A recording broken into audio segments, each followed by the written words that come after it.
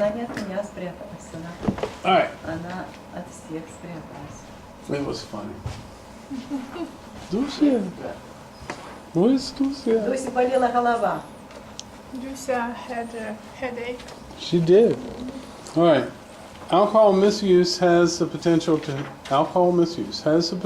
damage almost every organ in the body, including the brain. The cumulative toxic effects of chronic alcohol abuse can cause both medical and psychiatric problems.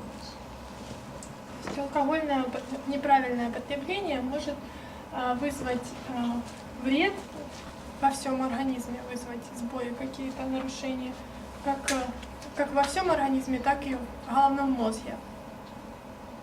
И также влияют эффекты, которые влияют на состояние организма.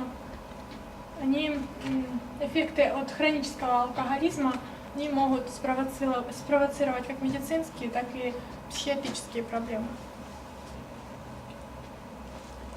Еще раз повторить. Эффекты от воздействия хронического злоупотребления алкоголем могут спровоцировать вызвать медицинские какие-то сбои, да, в организме и психиатрические.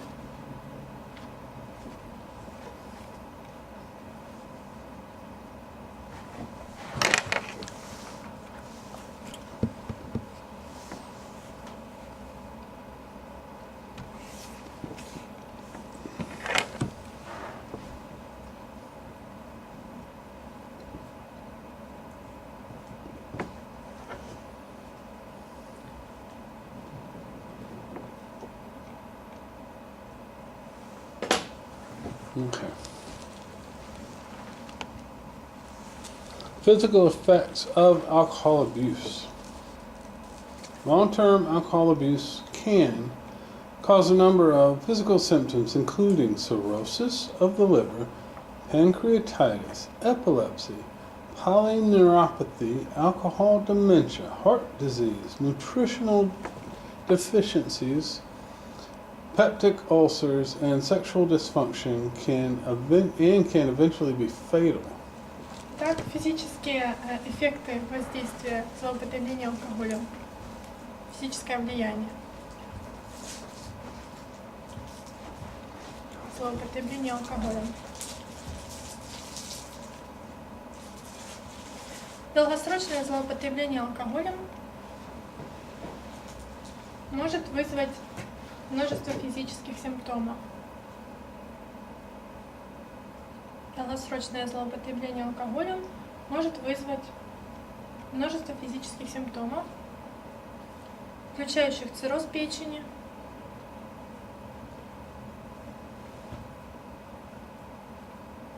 панкреатит, эпилепсию, полиневропатию,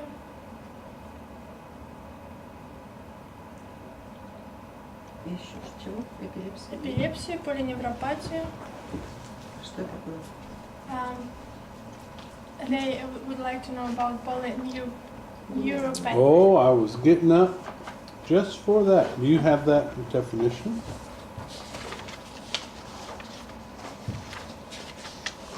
Yeah. Okay, lay it on. Так, запишите ниже. Определение полиневропатии. Это серьезное, непредсказуемое и опасное для жизни неврологическое расстройство. Yeah, I Для don't have жизни that. пациента или для окружающих? Для жизни человека, пациента, больного человека. Неврологическое расстройство, которое встречается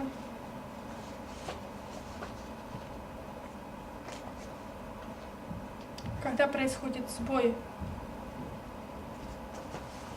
работы нервов по всему организму.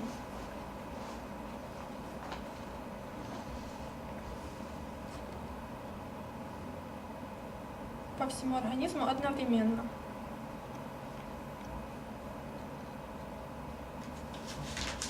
Это заболевание может проявиться, может быть острым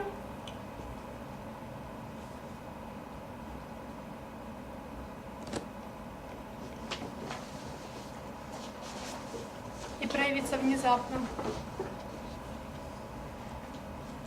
или иметь хронический характер.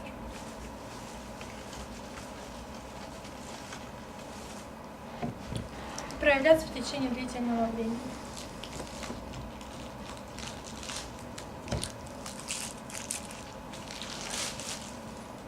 Yeah. All right, now what about, they're good with peptic ulcer? Также это может включать алкогольное слабоумие,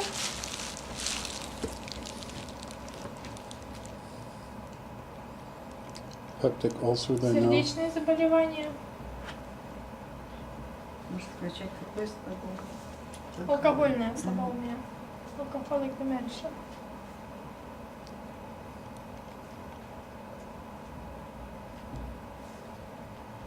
Заболевания сердца, пищевые заболевания с пищевыми процессами,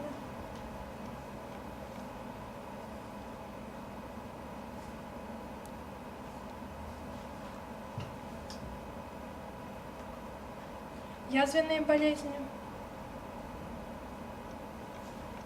также половую дисфункцию. В конечном счете это может быть фатальным.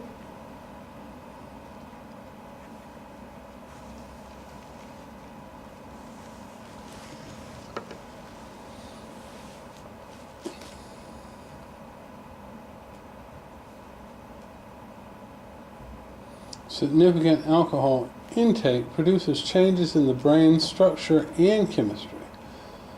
Though some alterations occur with minimal use of alcohol over a short period of time, such as tolerance and physical dependence. Чрезмерное потребление алкоголя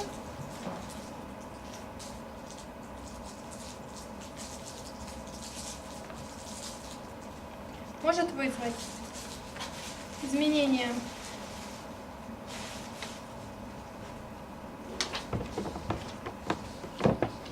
в структуре головного мозга,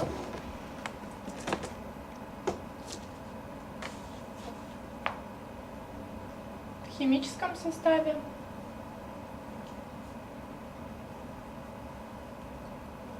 даже несмотря на то, что изменения могут быть минимальными в течение короткого срока времени. Минимальными или максимальными? Минимальными.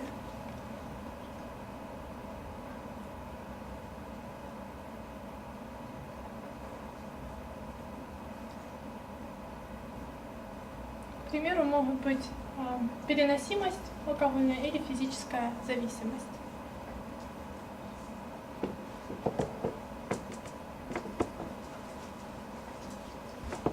Ready? Okay. What they're saying is, wait just a second.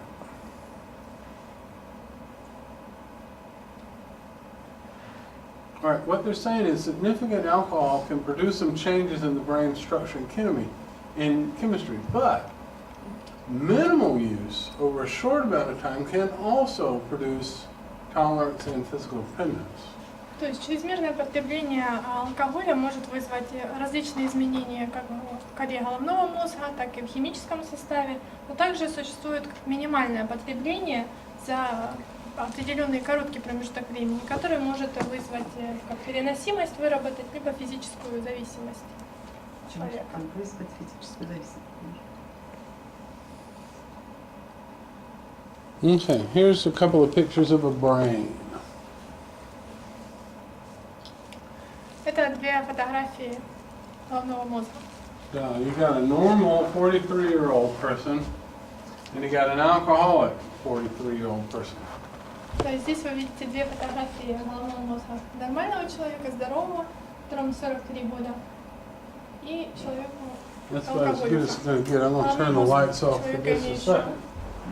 Здесь видите изменения, да? Okay, that's a little better.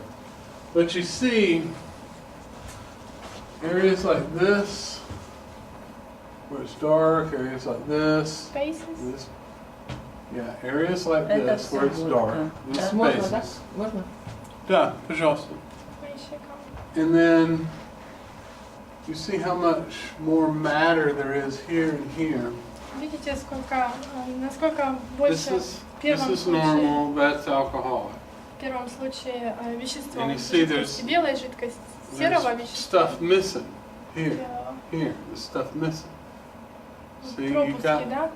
places like Пустые this. пространства, где должно быть вещество, белое вещество и серое вещество. So the brain cells have been damaged and are no longer active. This area here. То есть таким образом мы видим воздействие алкоголизма на головной мозг человека. Да.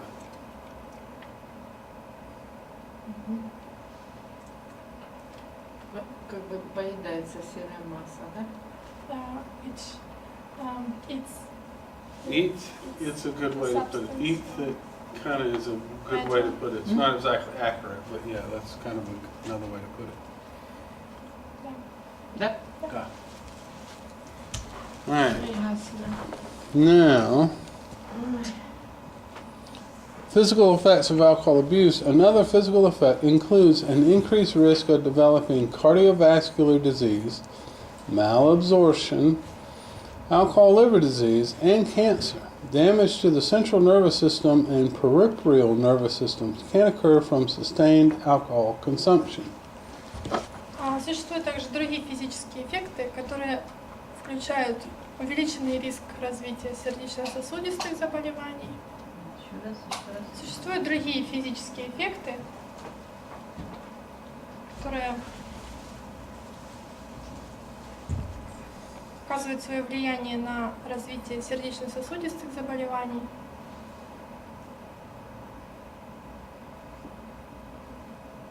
Заболевания печени и раковые заболевания.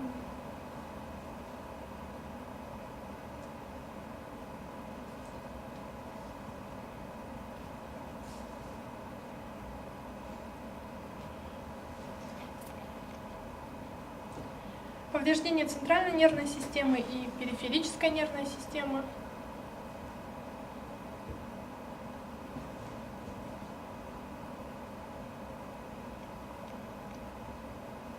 Повреждение центральной нервной системы и периферической нервной системы. Yeah. Может встречаться в результате длительного алкогольного потребления. Что такое периферическая нервная система? She asks about what is the peripheral nervous system. We're gonna explain it, but you have a definition. Of course. Запишите определение периферической нервной системы ниже.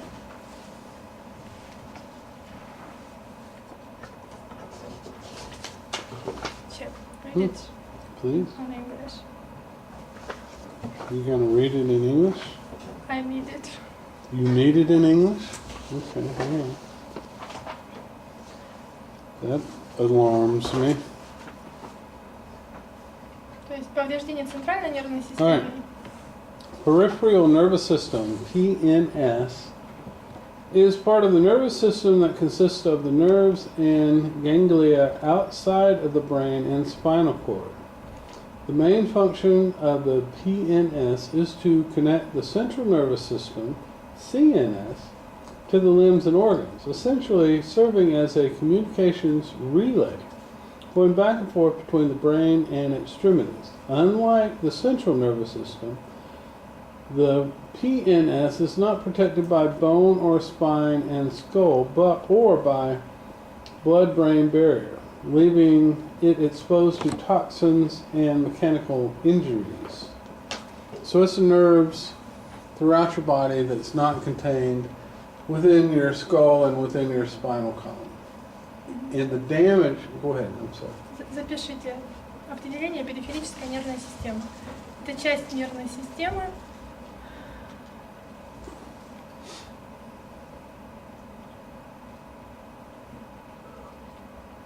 которая состоит из нервов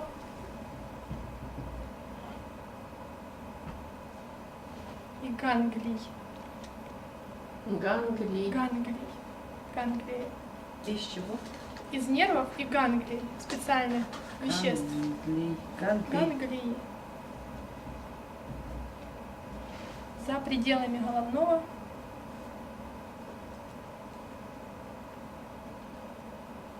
и спинного мозга.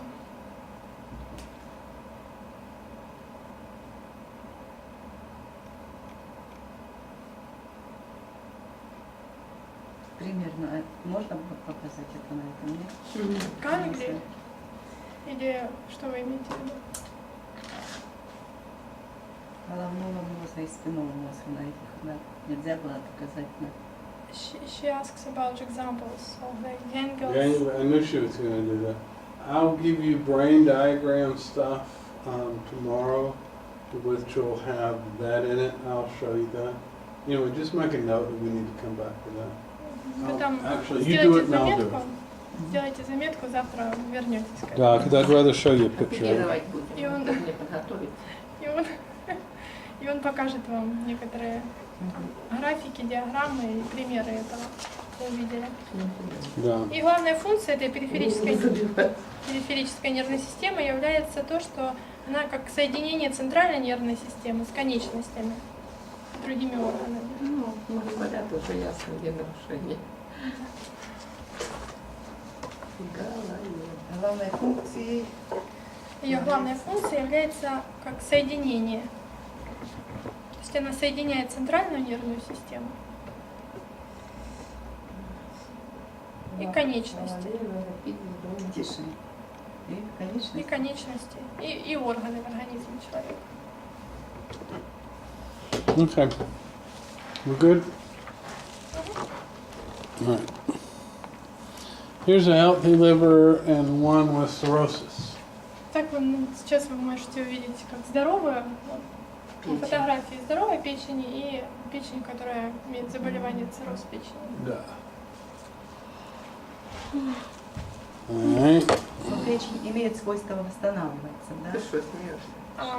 The liver can restart or Once it, see, this is scar tissue. Once it starts turning into scar tissue, it will not regenerate. это как уже самая последняя стадия цирроза Yeah. печени. Now, there's parts of this bottom liver that I'm sure is not functioning that will function again, but for a majority, that liver's shot. В большинстве Will случаев, not come back. в большинстве случаев это является как очень редкими случаями, когда печень действительно восстанавливается. Yeah, once it turns into scar tissue, Это it очень doesn't come back. All right. необратимый процесс. Now this, an enlarged heart here and here. And this happens because the heart has to work so much harder. То есть здесь вы видите как образец работы легких, да, и печени. Now you would think that in a heart bigger would be better. То есть некоторые думают, что если сердце больше, да, то оно будет лучше работать. But what it does is it reduces the area available for the lung. Но также от величины сердца зависит и пространство, отведенное для легких. And then look how much thinner the walls are here and here compared to the healthy, normal. То есть вы видите разницу между стенками, да, сердечными стенками у здорового человека, в здоровом организме и больного. And they can actually blow out. То есть, естественно, возрастает риск того, что они могут повредиться или лопнуть. Инфаркт. And you don't come back from that. All right, physical effects of alcohol. A wide range of immunological defects can result, and there may be a generalized skeletal fragility. In addition to a recognized tendency to accidental injury, resulting in a propensity to bone fracture. So there's two things going on. Go ahead. То есть физические эффекты алкогольного злоупотребления, при них может развиться широкий диапазон иммунологических дефектов, связанных с иммунной системой человека, и при этом наблюдается повышенная скелетная хрупкость. То есть человека возрастает вероятность повредить. И в результате этого, в результате чего в случае случайного повреждения человек может повредить кость определенную в организме. Now, we talked about malnutrition. Мы говорили с вами о неправильном или нарушенном пищевых процессах, пищеварения. And we talked about malabsorption. Мы также говорили о малабсорбции. Means you don't eat as much, you don't eat as well. She asked about malabsorption. Okay, I'm going to in just a second. Hang on. Malnutrition, because you're not eating as much, you're not eating as well, and so you're not getting the nutrients in you. And then malabsorption means you're not absorbing the nutrients that you are actually taking. Go ahead and say that. То есть нарушение с пищевыми процессами связано с тем, что человек не доедает или наоборот переедает, а процесс малабсорбции или нарушенного поглощения. Нарушенное поглощение этих питательных веществ, они взаимосвязаны, два процесса. Now you can read the definition for malabsorption. Сейчас давайте запишем определение малабсорбции или неправильного нарушенного поглощения.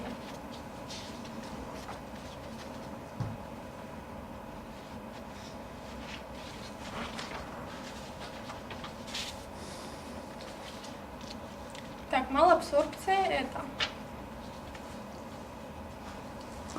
состояние малабсорбции.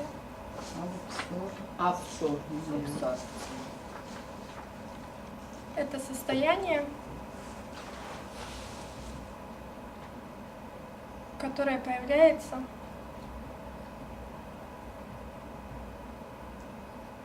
в результате расстройства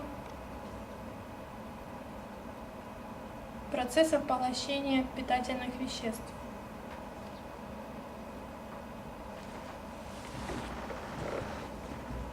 Из пищи через желудочно-кишечный тракт.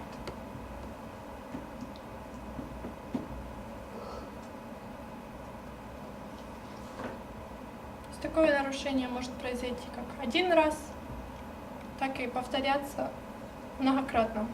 И многократно.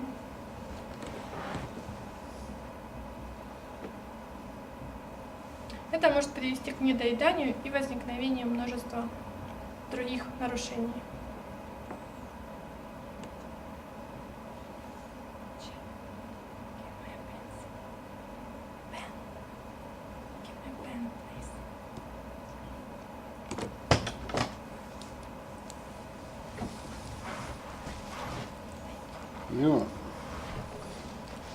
All right, malabsorption is a state arising from abnormalities in absorption of food nutrients across the gastrointestinal GI tract.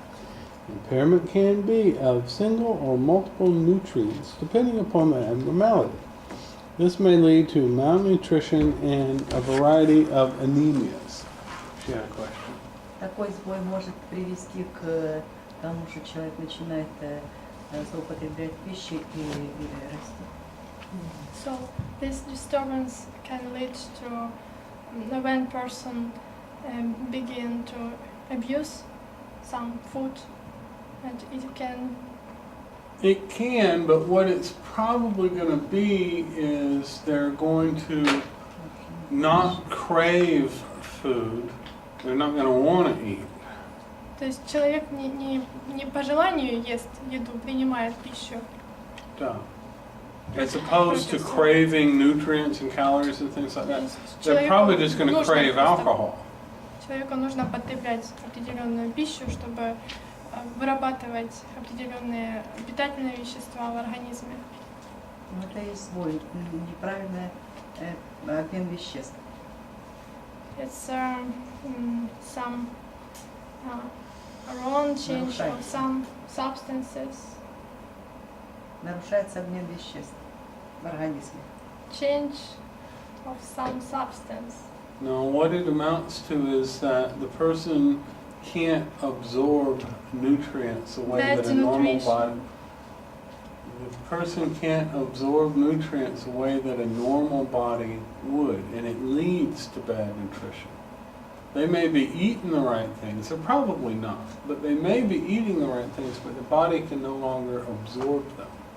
То есть человек может потреблять определенное количество пищи, но при этом у него есть ограничения. Когда вот человек больше, чем он может съесть, он больше не может употреблять. Человек как не может остановиться, он не видит границ. But what is more common is that the person doesn't eat as much as they should and as many good things as they should. Plus their body won't absorb even what they do eat. То есть чаще всего человек просто не ест достаточное количество еды, то есть он не доедает обычно, это может очень повлиять. Okay. Also, with this, because you're not getting good nutrition, you're going to get sick a lot. Your immunological defects can occur. It means you can't fight off colds and flu and stuff like that like you normally would. То есть заболевания с иммунной системой связаны с тем, что организм теряет способность бороться с простудами, с заболеваниями. И таким образом насчет хрупкости костей, да, человек может получить перелом. Возрастает риск получения перелома. And then if you are not getting the right calcium and other minerals that you're supposed to, your bones begin to get weak and you fall down and break your wrist or your hip or something to that effect. То есть у организма человека вырабатывается это свойство хрупкости. Если человек не потребляет определенное достаточное количество питательных веществ, минералов, не поступает в организм. These changes maintain the person with alcoholism's compulsive inability to stop drinking and result in alcohol withdrawal symptom if the person does stop. Эти изменения управляют человеком, и именно эти изменения могут стать причиной неспособности человека остановить, прекратить потребление и в результате привести к алкогольному синдрому ломки. This first part would be the mental, psychological changes that take place in the brain, and the second part would be the physical withdrawal part. То есть здесь совмещены два процесса, как умственные какие-то процессы и биологический процесс. The physical dependency part. Умственный, когда человек рассуждает что-то, пытается бороться со своей проблемой. И второе, это физические или биологические процессы.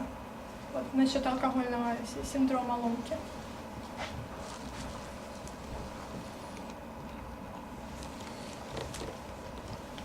Alcohol withdrawal syndrome is the set of symptoms seen when an individual reduces or stops alcohol consumption after prolonged periods of excessive alcohol intake. Excessive use of alcohol leads to tolerance, physical dependence, and an alcohol withdrawal syndrome.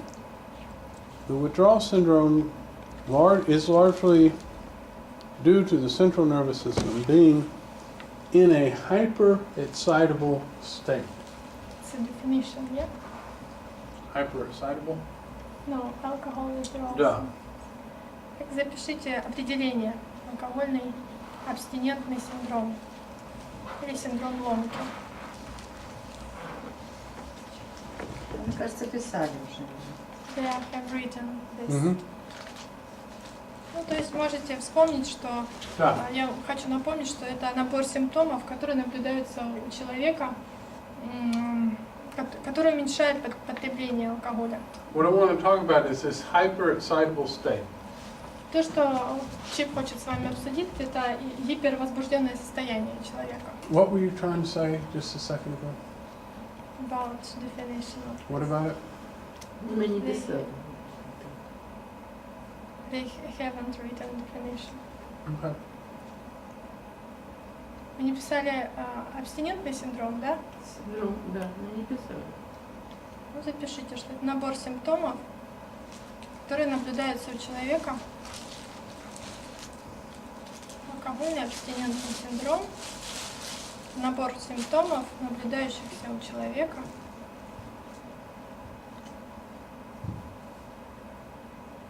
Который прекращает, либо уменьшает потребление. Не, ну это то писали, а вот гипер и так далее. гипервозбужденное состояние. Да. Состояние. Это первое? Это то, о чем Чип хотел поговорить.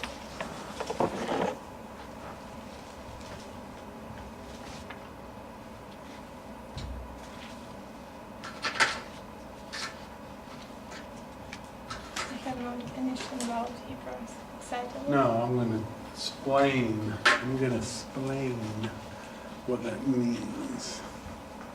Тут Чип объяснит, что это значит. As soon as I get ready, I will explain it. Как называется? Абстинентный. Слово абстиненция. Abstinence. Pocket full of garbage.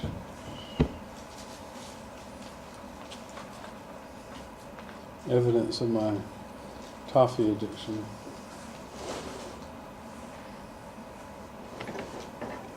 Или синдром ломки.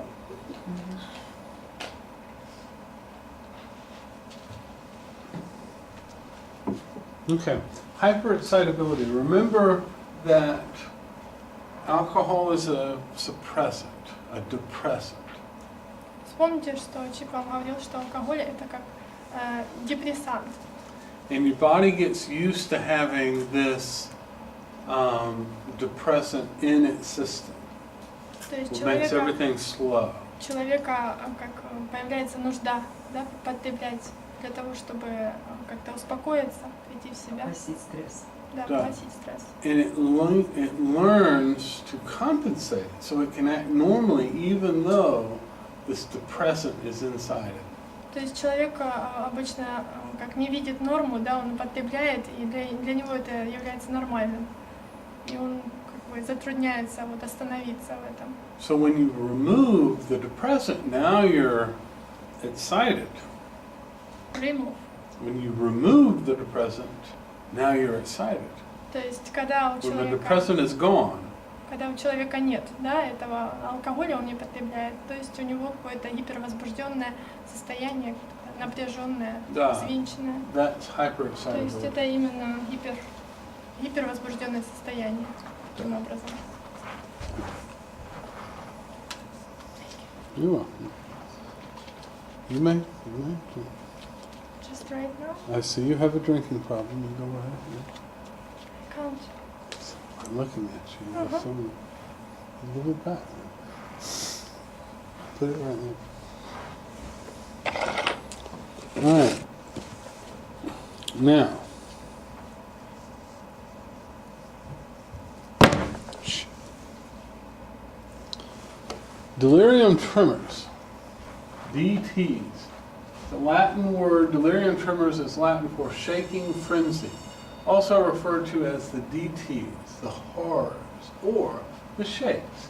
It is an acute episode of delirium that is usually caused by withdrawal from alcohol, first described in 1813. Benzodiazepines are the treatment of choice for delirium tremors. Так, белая горячка. Слышали такое заболевание? Белая горячка. Ну, имеет латинское происхождение. Белочка. Да, известное также. Латинское происхождение и обозначает как острый эпизод горячки. Очень острый эпизод приступа, наверное, который обычно вызывается с симптомом ломки от алкоголя.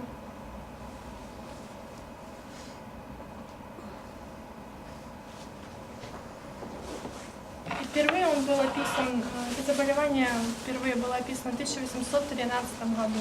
Подожди. Синдром ломки вызванный. Так ломка же, когда нету, человек остановился, не пьет, тогда у него ломка, а когда он пьян, перел. Ну, слушай, И это белочка приходит, это же разве ломка?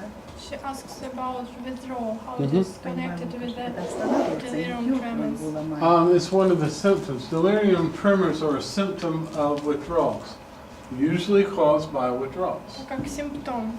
белая горячка это симптом ломки является. As the alcohol comes out of your system, this is one of the ways that it manifests itself. То есть это как один из способов определить это заболевание. В каком году? В 1813 году. So when you hear me talk about the DTs, this is what I'm talking about. Сокращенно DT, когда чип будет упоминать. You will hear this term again. Это будет обозначать белая горячка, можете записать себе. ДТ? ДТ. DT. Белая горячка. It is a common term among alcohol and drug treatment professionals. Это как общее название. Также были использованы бензодиазепин, вещества, которые использовались в лечении белой горячки. Бензодиазепин. Тот же самый. Угу. Ничего себе. Используют для погашения, да? Да, для лечения этого заболевания белой горячки. Психотропный препарат, в химический состав которого входит бензол и диазепин, поэтому бензодиазепин.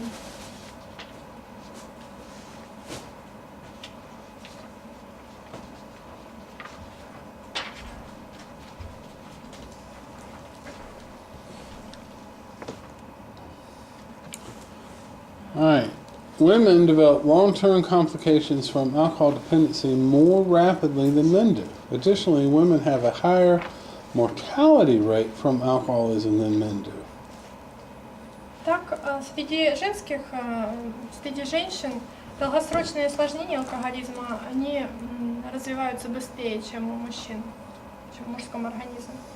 И к тому же среди женщин существует большая смертность, высокая смертность от хронического алкоголизма. Now that doesn't mean that alcoholism kills more women than it does men. It just means that you're more likely to die if you're a woman and you're alcoholic. То есть это не значит, что алкоголь убивает больше женщин, чем мужчин. Это значит больше, что у женского организма есть какое-то свойство, просто ослабление. There's obviously more alcoholic men than there are women, but women are more likely to die. То есть у женщин, среди женщин есть высокая вероятность того, что они могут умереть от этого заболевания. От алкоголя? Да. Physical effects of alcohol abuse. Examples of long-term complications include brain, heart, liver damage, and an increased risk of breast cancer. This is for women. То есть примерами долгосрочных осложнений после алкоголизма могут быть как заболевания печени, головного мозга, сердца.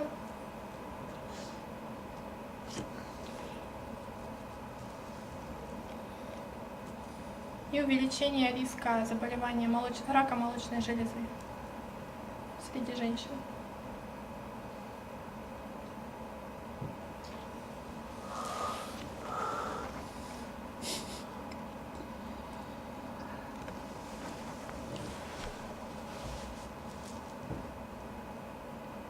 Additionally, heavy drinking over time has found to have a negative effect on reproductive functioning in women. This results in reproductive dysfunction such as anovulation, decreased ovarian mass, problems of irregularity of menstrual cycle, and early menopause. То есть в дополнение к вышесказанному было выяснено, что при употреблении алкоголя длительное время он оказал негативное влияние на репродуктивную функцию в организме, в женском организме. То есть репродуктивная функция, что приводит к репродуктивной дисфункции, дисбалансу. И это примерами этого может быть прекращение овуляции, сниженное появление проблем, нерегулярность менструального цикла и ранняя менопауза. Okay, that's a really good place to stop. репродуктивная функция, дисфункция, Да. появление проблем и нерегулярности менструального цикла и ранняя менопауза.